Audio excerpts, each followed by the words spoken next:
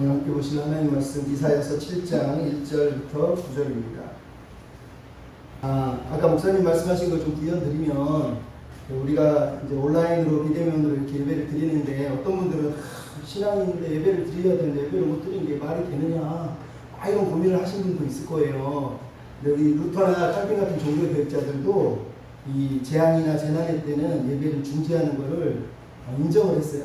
목사들의 목회자라고 하는 리차드 백스터라고 하는 분은 참 목회자상이라고 하는 책을 썼는데, 거기에 이런 내용이 나와요. 리차드 백스터가 그 책에 나온 건 아니지만, 만약 위정자가 예배를 금하면 주일에 교회의 모임을 멈출 수 있습니까? 답 1번. 전염병 감염이나 화재, 전쟁 등의 특별한 이유로 금하는 것과 상시적으로 혹은 불경스럽게 금하는 경우는 다릅니다.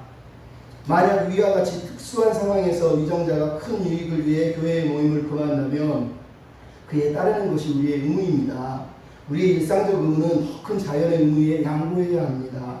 어느 한 주일이나 하나의 모임을 생략해서 더 많은 모임을 얻을 수 있다면 그것이 더 중요한 일입니다. 이렇게 얘기를 했었어요.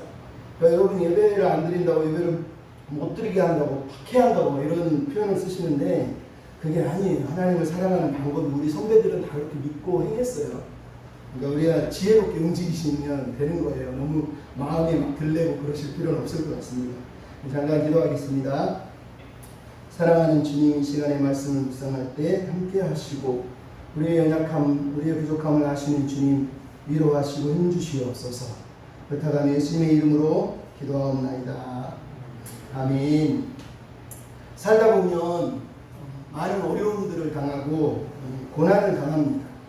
고통을 당할 때는 하나님이 어디 계실까? 하나님은 진짜 계실까? 이런 고민을 많이 하죠. 우리나라 여류 시인 중에 이제 한 54세 정도 되신 것 같아요. 나희덕이라고 하는 시인이 있어요.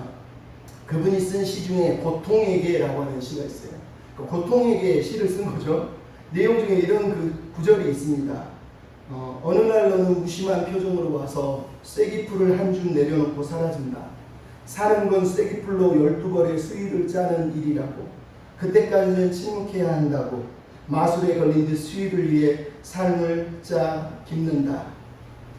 대체 나는 너를 기다리는 것인가? 오늘은 비명 없이도 너와 지낼 수 있을 것 같아. 나 너를 기다리고 있다 말해도 좋은 것인가? 제 죽음에 기대어 피어날 꽃처럼 봄들에서, 이렇게 썼어요. 여러분, 짧게 몇 구절을 읽어드리는 내용이 그렇습니다.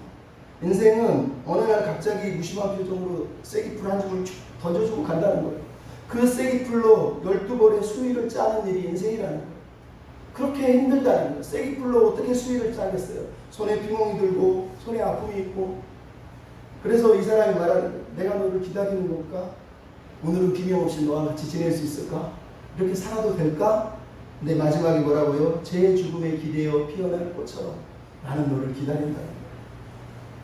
여러분, 사는 게 이렇습니다. 고난이 닥칠 때, 아니 매일 산다는 것이 어쩔 거면 쐐기풀로 12벌의 수위를 짜서 준비하는 거하고 똑같다는 거예요. 여러분, 이 시가 말하고 있는 게 바로 우리 인생의 고통을 얘기하고 있어요. 때로는 비명 지르고, 때로는 그냥 같이 지내도 아무렇지 않은 것처럼 살아버리고, 그런데 고통은 끊임없이 찾아온다는 거예요. 내가 기다리는 것인지 걔가 찾아오는 것인지. 근데 여러분, 이게 크리스찬의 삶이라고 생각합니다. 왜요? 여러분, 12벌의 수위를 짠다는 거, 쐐기풀로 짠다는 게 얼마나 힘들고 아픕니까? 고난이 올 때마다 12벌의 수위를 짠다. 왜 12일까? 제 생각에는 1년 12달이잖아요. 그걸 얘기하는 것 같아요. 여러분, 우리 인생은 하나님 우리 인생의 고난을 쐐기풀을 던져놓고 가는 거하고 똑같습니다. 그때마다 우리는 그 쐐기풀로 우리 인생의 수위를 짜는 거예요. 왜? 사도 바울이 그랬거든요.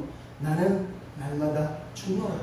여러분, 우리가 짜는 수위는 내 죽음의 수위예요. 내가 죽고 주님이 살도록 그 쐐기풀로 그 고난을 지나면서 나의 죽음의 수위를 입히고 예수께서 주시는 새 옷을 입는 삶, 그게 크리스찬이 고난을 대하는 가정이란 말이에요. 그래서 여러분, 우리가 고난이 닥쳐올 때 왜 쐐기풀을 나한테 던져주고 가니? 힘들어요. 하나님 어디 계세요? 가 아니라 그 신앙의 위기 때 우리의 신앙이 정체가 드러나는 순간이라는 걸 알아야 돼요. 그때 내가 쐐기풀로 내 인생의 수위를, 나의 죽음을 수위를 입힐 수 있다면 우리는 승리자가 되는 겁니다. 여러분, 고난이 올 때, 어려움이 닥칠 때, 힘들 때 그 사람이 어떤 믿음을 가지고 사는지, 그 사람이 어떤 신앙을 가지고 사는지 보면 알아요. 어떻게 반응하고 있고, 어떻게 움직이고 있고, 어떻게 얘기하고 있는지를 들어보면 다 알게 돼 있어요. 어떤 사람은 믿음의 용기를 가지고 그 고난들을 이겨내지만, 어떤 사람은 고난이 오면 그때 신앙의 전체가 들통나서 폭로가 돼요. 막 부글부글 거리고, 때로는 그냥 뻔뻔하게 하나님 어딨어? 그러면서 막 달려가는 사람도 있거든요. 여러분, 우리는 고난이 올 때 그런 사람이 되면 안 돼요. 오히려 믿음의 용기로, 그 믿음의 용기로 고난을 끌어안고 그 안에서 하나님이 내게 무슨 말씀을 하시려 하는지, 나는 어떻게 살아야 되는지 하나님 앞에 물어보면서 나아가는 믿음의 백성이 돼야 돼요. 오늘 본문은 아하스 왕에 대해서 얘기하는데, 아하스 왕은 신앙이 지금 들통났어요. 이 고난의 시기에 신앙이 탄로나 버렸어요. 자기 신앙이 가짜라는 게 드러나는데 너무너무 뻔뻔하게 하나님의 이름을 들먹이면서 자기는 하나님을 의지한다, 하나님을 시험하지 않는다, 이런 단어를 쓰면서 자기 가짜 믿음을 드러내고 있는 게 오늘 본문 아하스의 이야기란 말이에요. 이 이사야 7장 아하스의 이야기를 보면서 우리는 그런 믿음의 사람이 아니라 하나님이 요구하는 믿음, 고난이 오고 어려움이 올 때 하나님이 기대하는 믿음의 사람으로 살아가는 게 하나님이 기뻐하는 삶이라는 걸 좀 생각했으면 좋겠어요. 여러분, 아하스 왕이 누굽니까? 오늘 본문 1절은 유다 왕 우시야의 아들 요담의 아들이 바로 아하스랍니다. 우시야는 할아버지겠죠. 그 아하스가 왕이 됐는데, 구약에 보면 성경에서 이스라엘, 특히 유다 역사상 가장 나쁜 왕이 두 명인데, 하나가 므낫세 때문에 이스라엘, 유다가 멸망을 합니다. 그 앞에 히스기야가 있고 그 전에 바로 히스기야의 아버지인 오늘 본문에 아하스가 등장하는데, 이 왕이 가장 나쁜 왕이라는 거예요. 여러분, 왜 이 사람이 이렇게 나쁜 왕일까요? 그가 아버지를 보면서, 아버지의 고통을 보면서 아버지의 신앙을 물려받지 못했다는 거예요. 여러분, 아하스의 아버지인 요담은 20세의 왕이 돼서 16년을 다스렸는데, 그가 여호와의 성전에는 들어가지 않고 여호와 보시기에 정직하게 행했다라고 요담에 대해서 평가합니다. 즉, 우시야의 아들인 요담은 아버지 우시야가 성전에 들어가서 죽는 걸 보면서 하나님이 두려워서 성전에는 들어가지 않으면서 여호와 보시기에 정직하게 살다가 하나님의 은혜를 구하며 살다가 죽었다는 거예요. 근데 오늘 본문의 아하스는 25세도 아니라 20세의 왕이 돼서 16년을 자기 아버지처럼 다스리지만, 그는 다윗과 같이 아니하여서 그 하나님 보시기에 정직하지 않고 이 이스라엘의 여러 왕들의 길을 따라서 행하면서 이스라엘 자손이 쫓아냈던 이방 사람의 가증한 길을 따라 아들을 불사르고 산당과 작은 산 위에 푸른 나무 아래서 제사하고 분향했다는 거예요. 여러분, 이게 열왕기와 16장에 나오는 아하스 이야기입니다. 우시야가 죽는 걸 보면서 자기 아버지는 하나님의 벌벌 떠는데, 이 사람은 하나님이 없어요. 아니, 그 아버지 관심이 없어요. 그냥 다윗이 누군지, 다윗을 따라 믿음에 걸었던 사람이 누군지 상관없이 그냥 이스라엘의 열왕들의 길, 인간의 욕망에 의해서, 권력을 위해서 뛰어다니는 정치가의 길을 따라서 미친 듯이 달려갔다는 거예요. 그래서 세상에 아들을 몰락신에게 불러 태워서 제사를 드려요. 이스라엘에서 아들을 제사로 드리는 임금이 두 명인데, 바로 므낫세하고 오늘 본문에 나오는 아하스라고 하는 인물이라는 거예요.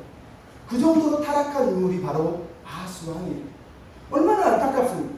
근데 이 아하스가 왕이 된 지 딱 2년 만에, 주전 735년에 이스라엘 땅에 전쟁이 벌어졌다는 거예요. 오늘 본문 2절에 나오는 것처럼 시리아와 에브라임이 동맹을 해가지고 유다를 침략하고 유다에게 전쟁을 벌인 사건이 2년 만에 벌어진 거예요. 그러니까 이 2년이라는 단어는 이제 왕이 돼서 2년밖에 안 됐다는 거예요. 앞으로 16년이니까 14년이 남았다면, 그는 이 2년이라고는 짧은 시기에 전쟁이 벌어졌을 때 그 자신을 돌아볼 수 있는 기회가 주어진 거예요. 오늘 보면 9절에 뭐라고 그럽니까? 너희가 굳게 믿지 않으면 너희는 굳게 서지 못하리라. 즉, 하나님이 아하스에게 요청했던 건 딱 하나였어요. 하나님을 믿으라는 거예요. 굳게 믿으라는 거예요. 굳게 신뢰해야 된다는 거예요.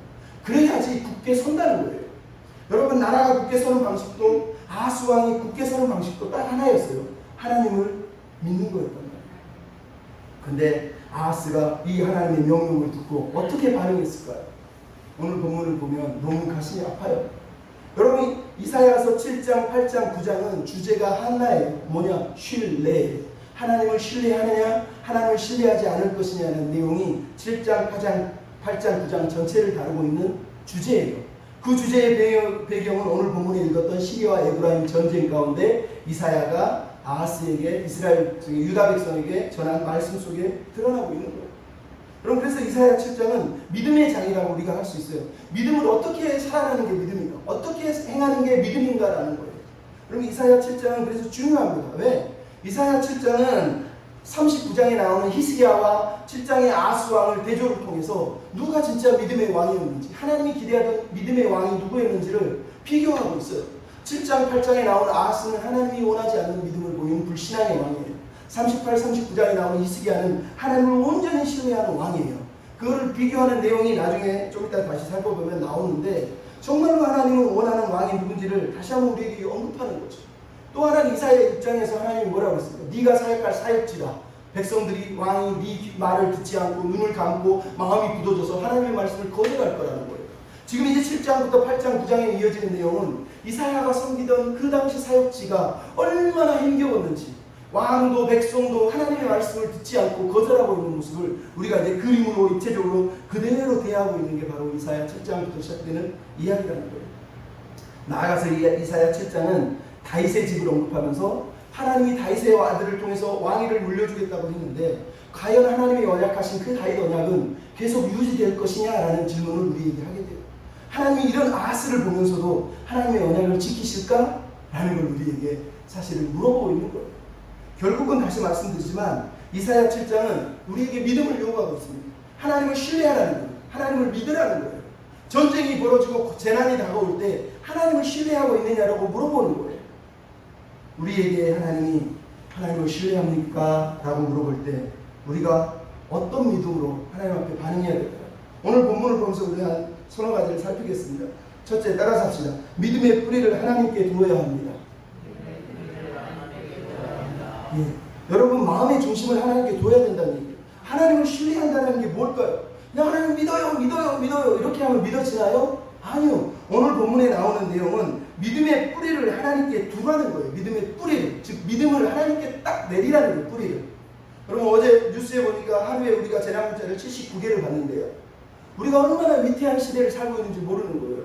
경기도에서 보내, 광주에서 보내, 성남에서 보내, 서울에서 보내, 전국으로 보내, 여기저기 막 문자가 79개가 하루에 매일 쏟아지고 있는 거예요. 여러분 그게 오늘 보면 2절에 나오고 있는 아하스 시대의 이야기예요. 어떤 사람이 다윗의 집에 달려와서 아람과 에브라임이 동맹을 맺어서 전쟁을 벌였습니다 라고 임금에게 말을 하니까 뭐라고요? 2절 마지막에 왕의 마음과 백성의 마음이 바람에 흔들리듯이 흔들렸다는 거예요. 여러분 재난이 다가왔어요. 고난이 다가왔어요. 엄청난 고난이 다가오고요. 내가 내 힘으로 해결하면 좋은데 내 힘으로 해결할 수 없는 어려움이 갑자기 밀어붙인 거예요. 근데 왕도 마음이 흔들리고 백성도 마음이 흔들렸대요. 근데 히브리어를 가만히 보면 이 말은 왕이 마음이 흔들리니까 그게 전염이 돼서 백성들까지 흔들렸다는 얘기를 하고 있는 거예요.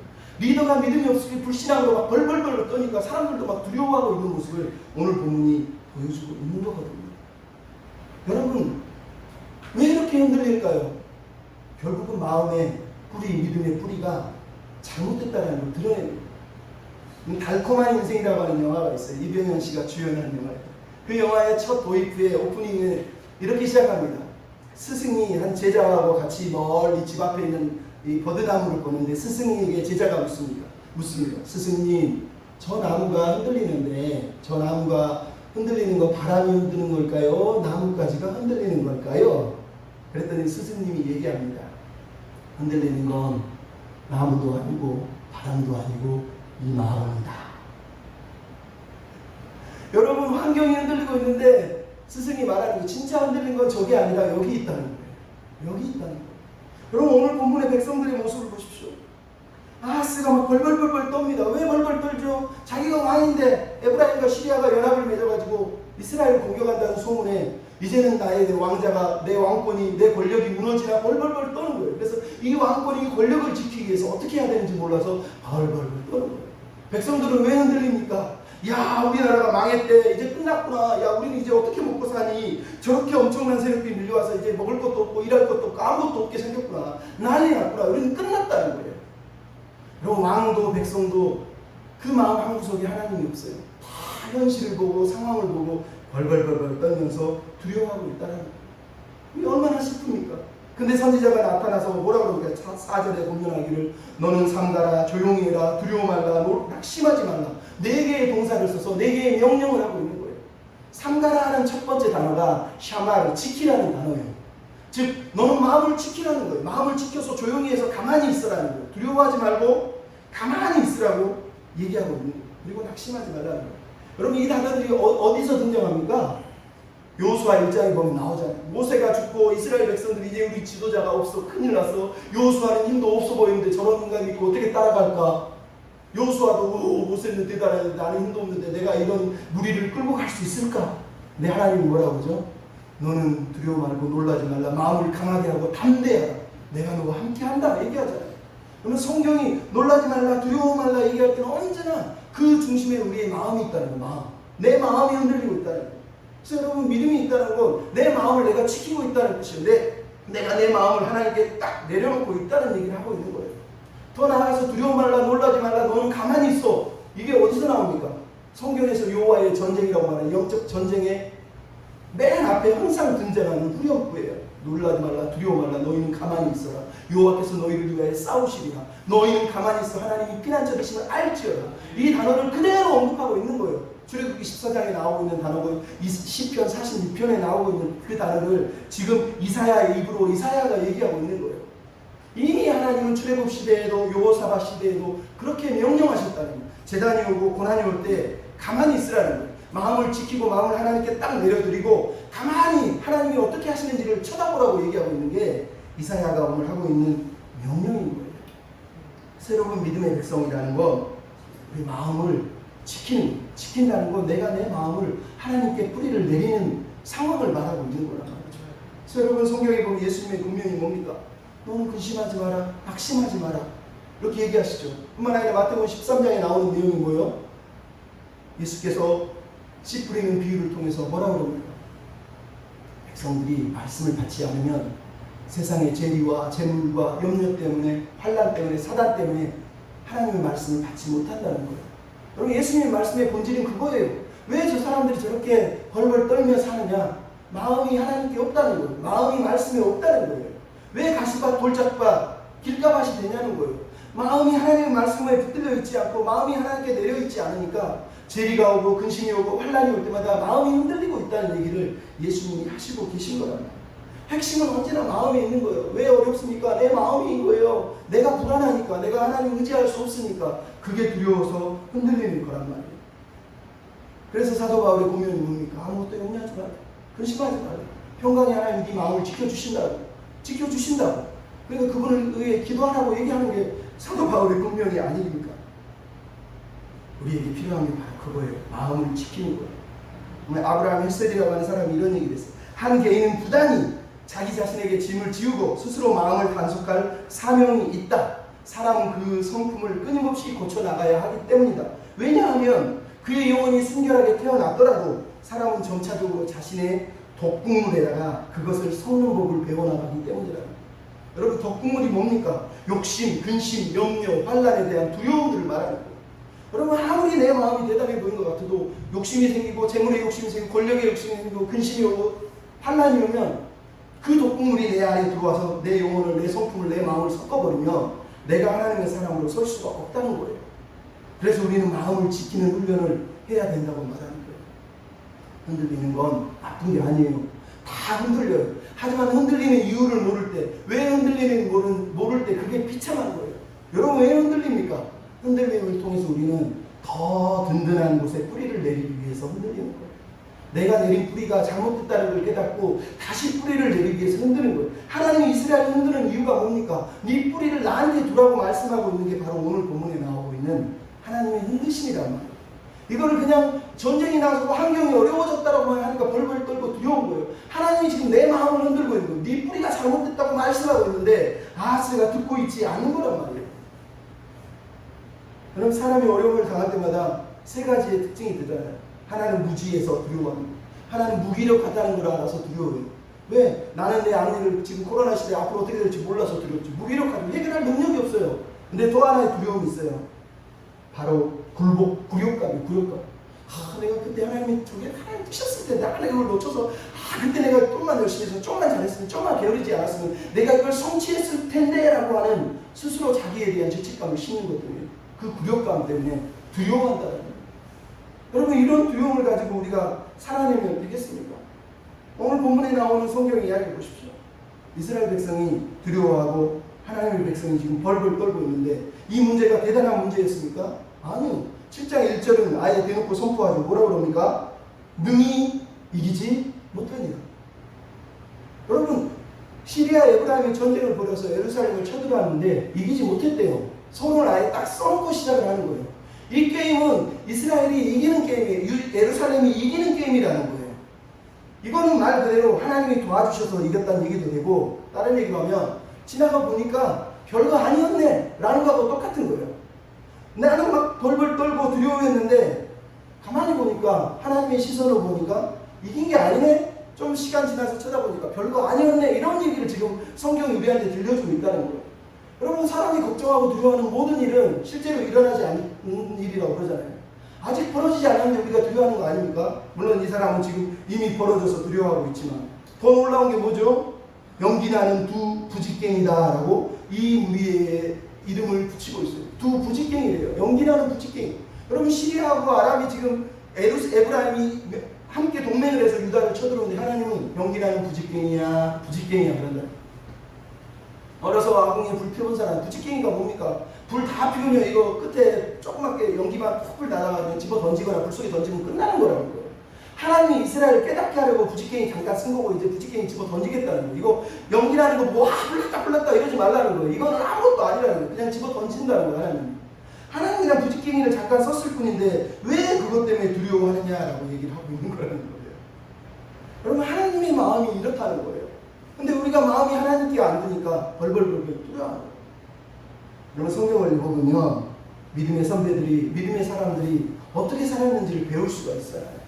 여러분 지금 오늘 당하는 이 어려움이 아하스와 예루살렘이 처음 당하는 어려움입니까? 수많은 어려움들이 있었어요. 그 중에 역대하 20장에 보면은 여호사밧 임금 이야기가 나오죠. 여호사밧 임금 이야기도 이렇게 시작합니다. 그때 모압과 암몬이 마온 사람들도 함께 와서 여호사밧을 치려고 하는데 여호사밧이 백성들을 다 불러놓고 기도하기를 하나님 누가 주님과 함께 서겠습니까? 아브라함과 약속하신 하나님이 우리와 함께 계심을 믿습니다. 하나님이 이스라엘 백성들에게 재앙의 때에 기도하면 들어주신다 하셨지 않습니까? 우리가 지금 능력도 없고 어떻게 할 줄도 알지 못하고 우리는 주님만 바라봅니다. 여호사밧이 이렇게 기도해요. 정말로 그는 무지해요. 알 수도 없어요. 능력도 없어 대적할 능력도 없다고 그럽니다. 근데 굴욕감을 느끼고 두려워하고 있는 게 아니라 하나님께 나아가고 있는 거예요. 하나님께. 그랬더니 하나님이 레이 사람 야하시엘을 보내가지고 뭐라고 그럽니까? 오늘 보면 이사야가 했던 말을 그대로 반복해요. 너희는 두려워하고 놀라지 말라. 이 전쟁은 너희에게 속한 것이 아니라 여호와께 속한 것입니다. 그러므로 견고히 서라. 선지자를 신뢰하고 그분을 그리하면 형통하리라. 이렇게 역대하가 말하고 있는 거예요. 그럼 이사야가 오늘 본문이랑 똑같은 얘기하는 거예요. 대적들이 몰려올 때 고난이 다가올 때 하나님은 똑같은 얘기하세요. 두려워 말고 놀라지 말고 하나님을 신뢰하라는 거예요. 하나님을 신뢰하라는 거예요. 선지자를 신뢰하라는 말은 선지자 자체를 신뢰하라는 게 아니라 선지자를 통해서 주시는 하나님의 말씀을 신뢰하라고 얘기하고 있는 거예요. 여러분 여호사밧은 자기 손주는 이렇게 믿음으로 살았는데 왜 아하스는 그렇게 못 삽니까? 나중에 아하스의 아들인 히스기야는 어떻게 삽니까? 나중에 아수르가 쳐들어와서 예루살렘을 완전히 멸망시키려고 하는 그때 하나님 이스라엘을 또 보내는 똑같은 얘기를 두려워하지 말고 하나님을 신뢰하라. 히스기야는 하나님을 신뢰하거든요. 여러분 그래서 성경이 이사야서가 강조하고 있는 내용이 뭐예요? 주께서는 심지가 견고한 자를 평강의 평강으로 지키시니 이는 그 가족을 의뢰함이니이다. 그리고 이사야서가 우리에게 하는 말이에요. 이사야서의 주제예요. 이거는 하나님의 심지가 견고한 사람, 내 마음의 뿌리가 하나님 앞에 딱 박혀 있어서 하나님께 뿌리를 내리고 있어서 아무리 흔들어도 끄떡이 없는 그 사람을 하나님이 평강으로 인도하신다는 거예요. 거꾸로 얘기하면 누가 평강합니까? 하나님에게 내가 싹 주님 안에 내가 싹 거하고 있는 그 사람, 말씀의 뿌리를 내리고 사는 그 사람이 행복한 사람이라고 말씀하시는 거예요. 여러분 우리가 여호와를 신뢰한다는 거 우리 마음의 뿌리를 하나님께 두는 겁니다. 하나님께 마음의 뿌리를 둔다는 게 뭡니까? 결국은 하나님의 선하신 계획을 신뢰하는 거예요. 여러분 이사야서가 뭐라고 그럽니까? 55장 8절 9절에 여호와의 말씀에 내 생각은 너희 생각과 다르고 내 길은 너희 길과 달라서 하늘이 땅보다 높은 같이 내 길은 너희 길보다 높고 내 생각은 너희 생각보다 높다. 이사야서가 계속 강조하는 거예요. 이게 아하스에게 얘기한 거예요. 유다 백성들에게 얘기한 거예요. 이스라엘 사람들에게 하는 말씀이세요. 너희는 매일 환경을 보고 상황을 보면서 벌벌 떨면서 우리는 죽었다, 우리는 망했다, 우리는 끝났다, 이제 우리는 어떻게 살까? 하나님 얘기하는 거예요. 니네 눈으로 보지 말고 너희 시각으로 보지 말고 내 시각으로 보라는 거예요. 하나님의 시선으로 보면 별거 아니라는 거예요. 하나님의 시선으로 보면 그것도 감사거리가 된다는 거예요. 그럼 오늘 본문의 5절, 6절 내용이 뭡니까? 시리아와 에브라임이 동맹을 맺어서 서로 계획을 짰습니다. 계획의 내용이 뭐예요? 유다를 무너뜨리고 허수아비 왕 다브엘의 아들을 왕으로 세우겠다라고 하는 계략을 세웠다라는 거예요. 근데 7절에 뭐라고 그럽니까? 여호와의 말씀이 그 일은 서지 못하고 이루어지지 아니하리라 라고 얘기하는 거예요. 다시 얘기하면 하나님이 악한 왕들의 계획을 지금 사용하고 있을 뿐이지 그 계획이 이루어지지는 않는다는 거예요. 왜? 여러분 오늘 본문에 나온 사람 중에 르말리아의 아들이라고 하는 단어가 나옵니다. 르말리아라는 단어가 히브리어로 무슨 뜻이냐면요, 여호와께서 꾸민 자라는 뜻이에요. 여러분 왜 시리아와 에브라임이 지금 유다를 쳐들어왔다고요? 하나님이 꾸몄다는 거예요. 하나님이 이들을 꾸몄다는 거예요. 뭘 꾸몄다는 거예요? 이들을 사용해서 이용해서 유다를 깨닫게 하시려고, 유다를 깨닫게 하시려고 그들을 불러들였다고 지금 말하는 거예요. 그게 오늘 본문에 말씀하고 있는 하나님의 말씀의 내용이에요. 그래서 역대하 28장에도 그렇게 써있어요. 28장 5절에 그러므로 하나님이 아하스를 아람 손에 넘기시고 이스라엘 왕의 손에 넘기시네. 여러분 이 전쟁은 그냥 일어난 게 아니라 하나님이 아하스와 유다를 깨닫게 하시려고 벌인 전쟁이라고 성경이 얘기하는 거예요. 더 나아가서 재밌는 게 뭡니까? 7장 20절에 보면 하수 저쪽에서 세내온 삭도 아수르 왕을 내가 불러오겠다고 또 얘기합니다. 여러분 아수르가 나중에 또 쳐들어오지만 이것도 하나님이 세낸 삭도래요. 삭도. 하나님이 사용하는 도구라는 거예요. 여러분 지금 하나님 말씀 뭡니까? 시리아와 에브라임은 지금 유다를 멸망시켜서 우리 허수아비 왕을 세워야지. 근데 하나님은 야 나는 그것 때문에 너희 부른 게 아니야. 유다에게 깨닫게 하려고 부른 거지. 니네들은 부직갱이야. 이제 끝이야 라고 말씀하고 있는 내용이 오늘 본문의 내용이란 말이에요. 하나님은 이들의 계획을 허락하시지 않으세요. 하나님은 이들의 계획을 무너뜨리실 거예요. 그리고 하나님의 계획만 온전히 서도록 하나님이 일하실 거라는 거예요. 그래서 오늘 보면 얘기하는 거예요. 하나님의 뜻만 설 것이니까 하나님을 신뢰해라 라고 말씀하고 있는 게 오늘 본문에 나오고 있는 말씀이란 말이에요. 여러분 실제로 시리아와 에브라임이 전쟁을 벌여가지고 열왕기하에 보면 무슨 일이 벌어진 줄 아십니까? 남유다를 침공해서 예루살렘만 남겨놓고 모든 땅을 다 정복해버립니다. 사실은 우리 눈에 볼 때는 아무것도 아닌 게 아니라 엄청난 재난인 거예요. 우리 식으로 말하면 코로나가 국민의 거의 10분의 1을 먹어버린 거하고 똑같은 상황이라는 거예요. 왜? 이 전쟁을 통해서 12만 명이 도륙을 당하고 20만 명이 포로로 끌려갑니다. 20명이 아니라 20만 명이니까요. 근데 놀랍죠? 오늘 본문에 이사야가 왕을 만날 때 아들 스알 야숲을 데려갔대요. 스알 야숲을 데려갔대요. 근데 여러분 이 스알 야숲이라고 하는 이름의 뜻이 남은 자는 돌아온다는 거예요. 여러분 왜 하나님이 윗못 세탁자의 밭에서 아하스에게 이사야를 보내고 아들까지 데려가게 할까요? 왜 아들이 필요할까요? 하나님의 메시지예요. 네가 나를 믿으면 하나님이 남은 자를 찾고 계신데 그 남은 자를 돌려보낼 거예요. 하나님은 오늘도 남은 자를 구하고 있어요. 믿음으로 이 현실에서 남은 자가 되면 내가 그 백성들을 돌려주겠다는 거예요. 왜 아니나 다를까 역대하에 보면 28장 8절에 무슨 일이 벌어졌어요? 20만 명이 포로로 끌려가는데 그 당시 북이스라엘의 선지자인 오데시라고 하는 선지자가 갑자기 나타나가지고 당신들 어떻게 여호와 앞에서 우리 형제들을 도륙을 하고 포로로 끌려와서 이들을 괴롭히느냐, 당장 유다 땅으로 돌려보내야 된다 그러면서 돌려보내라고 선지자가 명령을 합니다. 그랬더니 그 리더들이 벌벌 떨고 두려워하면서 포로된 20만 명을 옷을 입히고 씻기고 먹이고 기름으로 상처를 다 치료한 다음에 이스라엘 땅으로 다시 돌려보냅니다. 여러분 지금 이사야가 아하스에게 하는 말이에요. 두려워하지 말고 하나님을 믿어라. 하나님은 다시 남은 자를 돌려보내줄 거라는 거예요. 지금은 끌려간 것 같고 지금은 난리 난 것 같지만 하나님이 다시 회복시키라는 거예요. 회복시킬 거라는 거예요. 중요한 건 내가 남은 자의 믿음을 가지고 하나님을 의지하고 하나님을 신뢰하며 사는 백성이 되기를 하나님이 원하고 계시다는 거예요. 여러분 이 본문만 보면 두렵지 않습니까? 나는 신앙은 내가 잘 되는 거라고 생각했는데 사실은 아하스도 유다도 어찌게 보면 잘 되고 있는 게 아니에요. 근데 여러분 그건 우리의 착각이죠. 왜? 신앙은 내가 잘 되는 게 목적이 아니라 내 삶을 통해 하나님의 뜻이 이루어지고 하나님의 계획이 이루어지는 게 목적인 거거든요. 우리는 자꾸 신앙생활은 내가 잘 되는 거예요, 목적이. 그러니까 내가 조금 안 되고 내가 조금 어렵고 나라가 좀 힘들고 그러면 마치 신앙이 없는 것처럼 흔들리는 거란 말이에요. 신앙은요, 하나님의 계획이 쓰는 거예요. 이 코로나도 하나님의 섭리 안에 일어났다면 하나님의 뜻이 있겠죠. 하나님 일하시는 거 아닙니까? 근데 왜 코로나를 보면서 우리가 코로나로 인한 아픔들을 아파해야 되지만 왜 하나님에 대한 믿음을 저버리는 거예요? 하나님이 일하시는 거 아닙니까? 신뢰하면서 하나님이 이 상황 속에서 하나님이 하실 일을 해주십시오. 그게 우리 잘못이면 깨닫게 하시고 우리가 범죄했으면 회개하게 해주시고 돌아서게 해주십시오. 그렇게 기도하면 되는 거예요. 그러면 끝나는 거죠. 왜? 나는 연약해도 하나님은 당신의 계획을 이루실 거거든요. 그래서 우리에게 필요한 건 있죠. 하나님의 시선. 하나님의 시선으로 세상을 바라보는 거예요. 오늘 우리가 시선이라고 하는 찬양을 기억하십니까? 김명선이라고 하는 찬양 사역자가 지은 노래예요. 내게로부터 눈을 들어 주를 보기 시작할 때 주의 일을 보겠네. 내 마음을 돌이키사 하늘의 꿈 꾸게 하네. 주를 볼 때 모든 시선을 주님께 드리고 살아계신 하나님을 느낄 때 내 삶은 주의 역사가 되고 하나님이 일하기 시작하는. 여러분, 하나님의 계획을 믿는다는 건 그런 거예요. 내 계획을 믿는 게 아니에요. 내 신앙을 믿는 게 아니라요. 하나님이 나를 향한, 우리를 향한 선하신 계획이 있다는 걸 내가 믿고 받아들이는 거예요. 지금 내 눈에는 그게 선해 보이지 않고 아픔이고 고통이고 쐐기풀로 수위를 짜는 것 같지만 그 수위를 짜고 나면 내가 죽고 주님이 사실 거예요. 그게 은혜란 말이에요. 그래서 우리는 하나님의 시선으로 이 삶을 살아내야 된다는 거예요.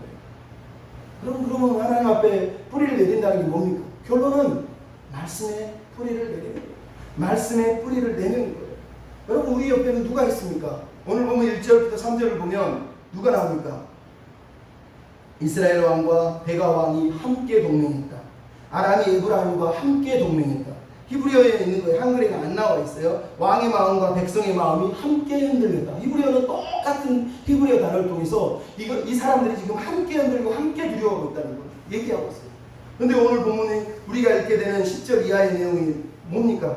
하나님께서 14절에 임마누엘을 약속하시면서 내가 함께 할 거야 라고 말씀하십니다.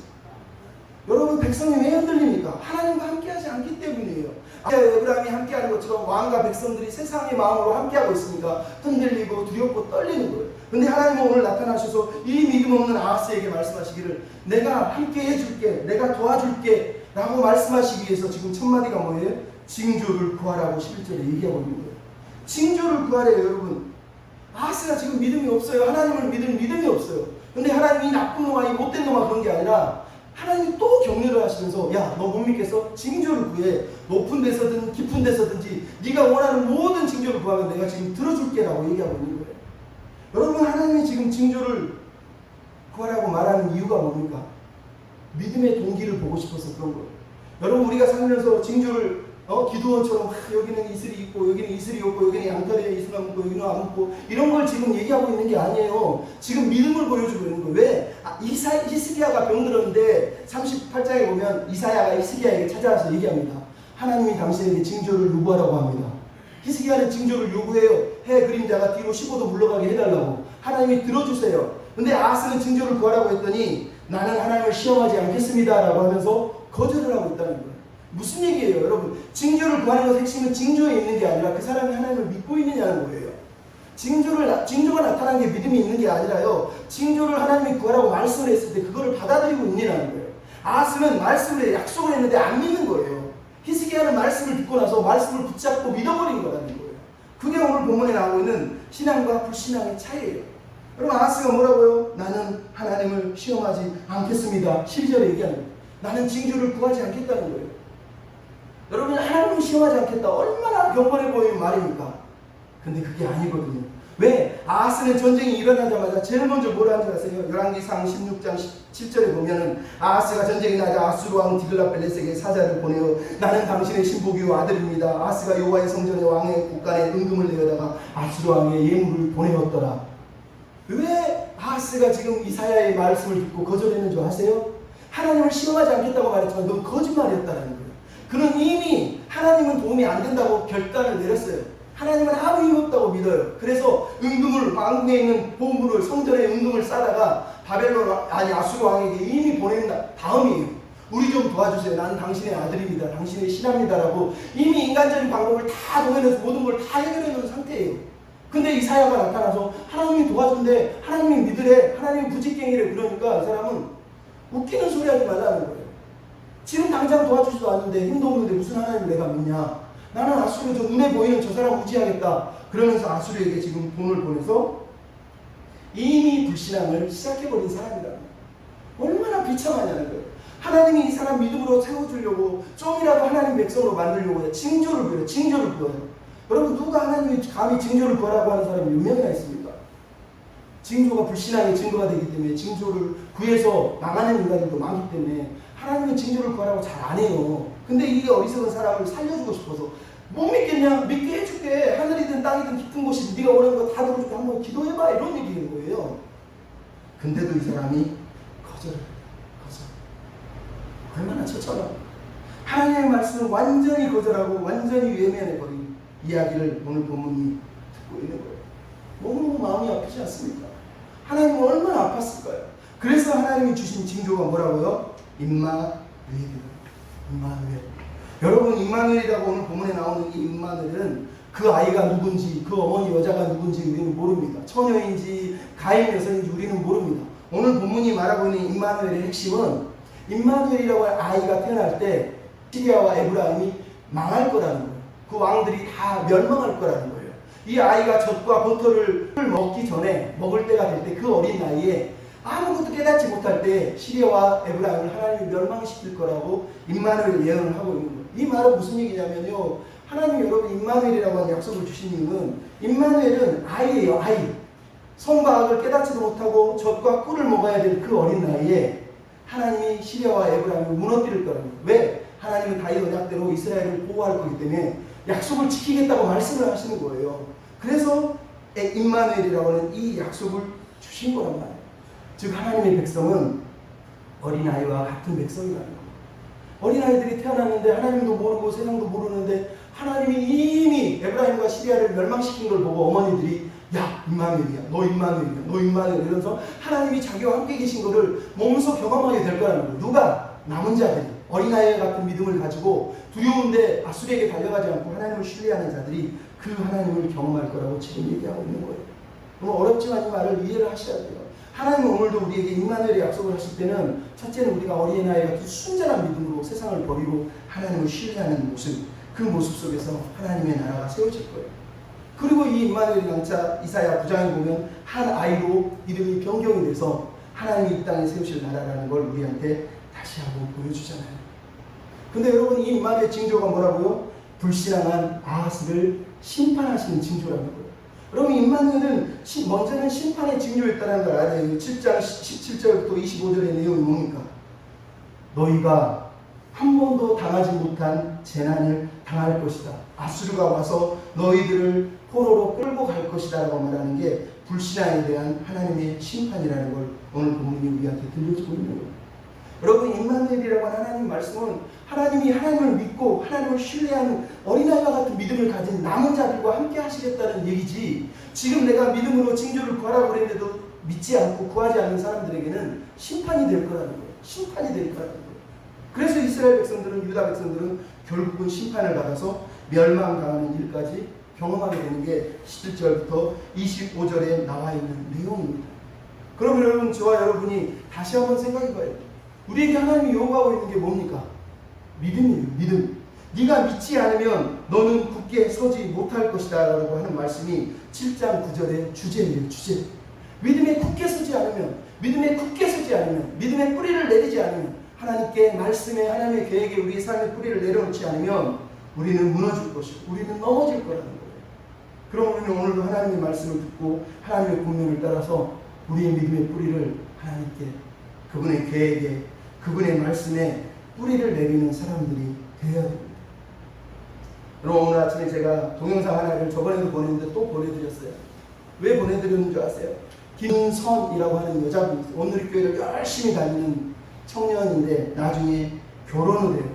얼마나 오늘교회 찬양팀에서 찬양을 잘했는지 나중에 뭔가 목회자 부부가 사모가 돼서 살 줄 알았는데 이 사람이 일반 평범한 남자하고 결혼을 하게 돼요. 결혼해서 본인은 너무 행복하게 살았는데 오늘이 간사로 섬기고 있는데 남편이 갑자기 하면서 쓰러진 거예요. 병원에 갔더니 뇌종양이라는 거예요. 암이 발생했다는 거죠. 그래서 이걸 아무래도 열어서 봐야 된다는 거예요. 그 사건이 벌어지니까 이 여자가 갑자기 충격을 받습니다. 내가 하나님을 그렇게 열심히 신뢰하고 온누리에서 간사도 하고 찬양도 하며 이 교회를 섬겼는데 하나님 내 남편에게 뇌종양이라니요. 어떻게 이런 일이 벌어질 수 있습니까? 하나님은 어떻게 나한테 이럴 수 있습니까? 기도를 합니다. 그러면서 버텨요. 왜? 하나님 응답도 안 하고 남편은 계속 누워있어야 되고 뇌종양은 멀쩡하게 그대로 계속 병이 있는 거예요. 근데 어느 날 남편이 그럽니다. 나 먹고 싶은 게 있는데 먹고 싶은 것 좀 사다 줘. 뭐? 포도가 먹고 싶어. 아니 누워서 입맛도 잃은 사람이 뇌종양 걸린 사람이 포도를 달라는 거예요. 그래서 태어난 아기를 들쳐있고 너무너무 힘든데 차도 없는데 마트에 그 아이를 데리고 가서 포도를 사러 돌아다니는데 포도를 못 사요. 근데 마트에서 물건을 사다가 소매치기를 당해서 집값을 소매치기 당해요. 너무 울면서 자기 어머니한테 전화를 해서 택시비를 받아가지고 다시 돌아와요. 그러고 나서 너무너무 속상하니까 집으로 애를 얻고 들어갔는데 집에 갔더니 집이 문이 따지더니 도둑이 집에 들어와서 모든 걸 털어갔어요. 물론 가진 것도 없지만 가라는 들어 앉아있는데 너무너무 서러워. 하나님이 나한테 이랬어요. 남편은 암으로 걸렸지, 지갑은 소매치기 당했지, 집에 갔더니 집은 도둑 맞았지. 얘가 옆에 있으니까 어린아이가 엄마 우는 게 들리잖아요. 그러니까 수건을 입에 물고 수건 울음소리 안 나게 수건을 울고 막 눈물을 떨벌 우는 거예요. 그렇게 우는데 애가 자다가 깨가지고 엄마 하고 달려오는 거예요. 근데 눈물을 닦고 애를 안아주고 그리고 이렇게 아이를 탁탁 안아줍니다. 근데 갑자기 탁탁 안아주는데 자기가 아이를 이렇게 탁탁 안는 그 손이 너무 예쁘더래요. 하나님이 내 아이를 사랑하시고 아이를 이렇게 나를 아이처럼 이렇게 안아주시고 나에게 손도 주셨네, 눈도 주셨네, 귀도 주셨네, 남편도 주셨네. 도둑도 맞았지만 나가 알고 보니 행복한 사람이네. 하나님 나한테 안 준 게 없네. 너무 많은 걸 주셨구나. 우와, 우리 아이를 이렇게 사랑하게 해주시니 너무 감사합니다. 이게 은혜구나. 이게 감사하고 하나님이 주신 건데 내가 주신 걸 못 보고 안 주신 것만 내가 보고 있었네. 그러면서 그 자리에서 회개를 해요. 그러더니 순식간에 세상이 바뀌었어요. 난 그렇게 하나님이 원망스러운 사람이 그 자리에서 하나님 당신이 옳습니다. 하나님 당신이 맞습니다. 무엇이든지 어떻게 하시든지 그리 아니하셔도 무슨 일을 하셔도 하나님 당신이 옳습니다. 나 하나님 옳은 걸 믿습니다. 나 신뢰합니다. 그러면서 그때부터 하나님 의지하여 지금도 10년이 넘는 세월을 남편을 바라지 않으면서 살고 있어요. 근데 이분이 이 간증 집회에 나와서 찬양을 한 내용이 그거예요. 하나님은 늘 옳습니다. 이러하든 저러하든 내가 아니라고 여겨도 하나님은 늘 옳습니다. 내 마음속에 새겨진 변함없는 진리는 언제나 하나님은 옳습니다. 옳습니다. 여러분 고난이 오고 힘든 일이 닥치고 아하스처럼 재난이 닥칠 때 우리의 마음에게 필요한 게 뭡니까? 하나님이 옳다라는 걸 믿어야 돼요. 하나님은 옳으세요. 그분의 계획이 옳으시고 그분의 말씀이 옳으시고 그분이 나와 함께 하시는 삶은 옳은 삶이에요. 비록 내 마음에 드는 게 아니고 고통스럽고 아프고 힘겨운 삶이어도 하나님의 눈으로 보면 하나님의 시선으로 보면 하나님 옳으세요 라고 고백할 수밖에 없으세요. 왜? 그분이 함께 하시니까. 그분이 약속하셨으니까. 그 약속을 이루실 거니까. 여러분 그 믿음을 가지고 오늘 우리가 이 어려운 시기에 하나님을 나 신뢰합니다. 하나님 나 사랑합니다. 하나님 나 의지합니다. 그렇게 고백하며 나가는 저와 여러분이 되셨으면 좋겠습니다. 우리 가장 소중한 주님 찬양 들으시며 이 가사에 그런 게 나오잖아요. 모든 걸 떠나고 모든 것을 잃었을 때 걱정하지 마라. 염려하지 마라. 감사해라. 찬송해라. 내가 함께 해주겠다고 말씀이 있지 않느냐. 여러분 이 말씀을 붙잡고 우리 한번 기도했으면 좋겠어요. 하나님 내가 어렵고 힘든 시간을 우리가 보내고 있지만 믿음으로 하나님 의지하여 살 수 있도록 주시옵소서.